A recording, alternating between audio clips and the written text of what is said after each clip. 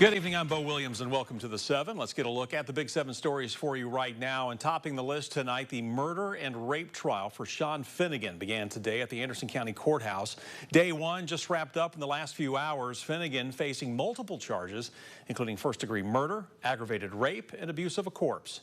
Finnegan is on trial for the death of Jennifer Paxton. Her body was found in a freezer at an Oak Ridge home back in 2020. As we mentioned, the trial has concluded for the day. Several witnesses taking the stand. We learned Paxton's body was not found until 9 months after her death in the home of Sean Finnegan, who at the time was living with his mother and girlfriend Rebecca Dishman.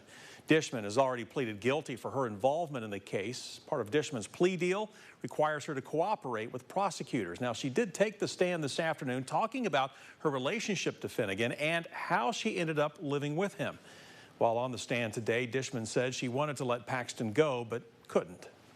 I told her that I wish I could let her leave, but I didn't have any way of letting her go, and it really upset me. Did she ever tell Mr. Finnegan she needed to leave or wanted to leave? Yes. What was his reaction? He told her that as he was killing her, that she wasn't going anywhere, that she was going to die. Dishman's testimony lasted nearly 4 hours today. The defense hitting back at her testimony, saying she told police different variations of what had actually happened. At one point before the afternoon break, the defense attorney made a motion for a mistrial after something Dishman had said. After talking with both sides, the judge denied the motion. Court will be back in session in Anderson County tomorrow morning. 6 News will be there, and we will have more for you throughout the day on air and online at WATE.com. We're now hearing from the Loudoun County Sheriff following today's announcement that 2 people suspected in the killing of a Tennessee National Guardsman have now been arrested. The arrests come 5 years after the body of Jacob Bishop was found at a Lenoir City home. Investigators say he had been shot several times and tied up with zip ties. Since then, a number of law enforcement agencies have been trying to get to the bottom of exactly what happened. Well, tonight, Amanda Bishop, the guardsman's wife, and her cousin, Eric Bird, are facing several charges, including first-degree murder. We are also learning tonight that Jacob and Amanda were going through a divorce and a heated custody battle at the time of Jacob's death. Sheriff Jimmy Davis adding today's development should come as a relief to Jacob's family. Well, he was a father, first of all, and a son, and being able to go and tell his mother today, after almost 5 years of countless nights of probably tears and worrying whether this was going to get solved or not, it was a very good relief to be able to tell her that we finally got 2 in custody.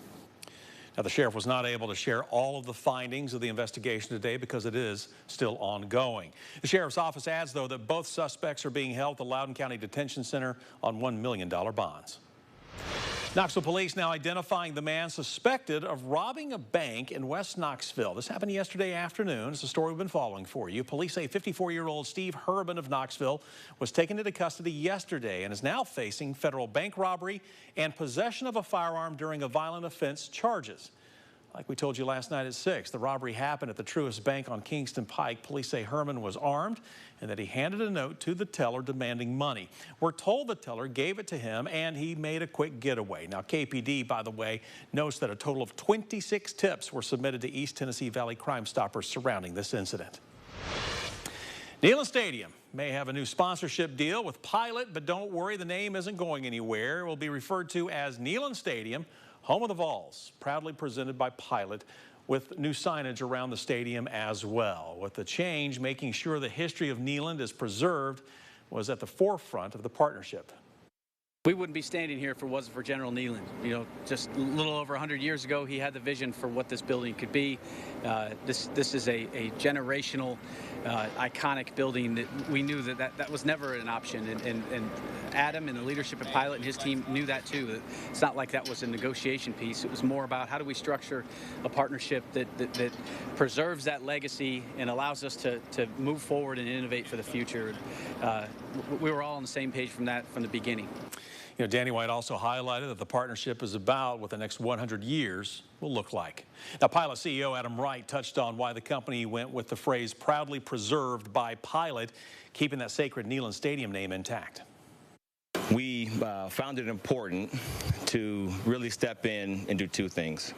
Ensure the iconic names and history of Neyland Stadium and Shields Watkins Field were preserved in this new era, and also to demonstrate to the community that Pilot is here to stay for the long term and that we're going to be a meaningful partner in supporting the organizations and institutions that makes Knoxville, East Tennessee unique.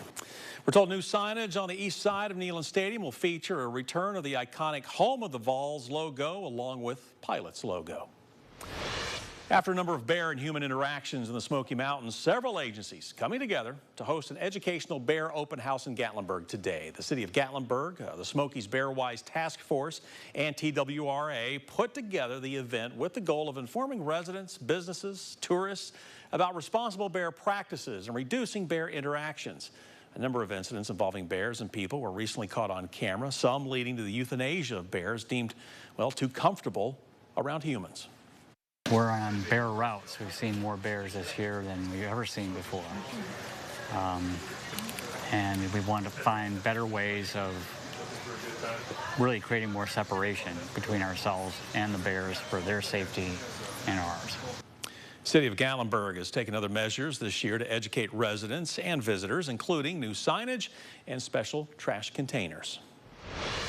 Search continues right now for a missing statue reportedly stolen from a popular East Tennessee park. It's been over a week now since, well, what you see behind me here, this statue of children reading was last seen in Tank Strickland Park. All that remains now are the bolts where the bench once stood in the East Knoxville Park. As we reported, the Knox County Parks and Rec Department first posted about the statue's disappearance last Monday, August 5th.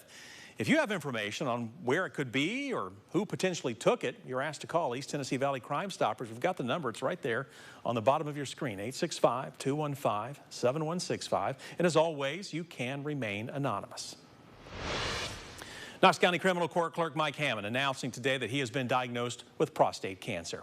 Hammond shares that the cancer is in the early stages and treatable, and it is not spread, but he shares that it is important for men to get a prostate check with a simple prostate-specific antigen test, also known as a PSA test.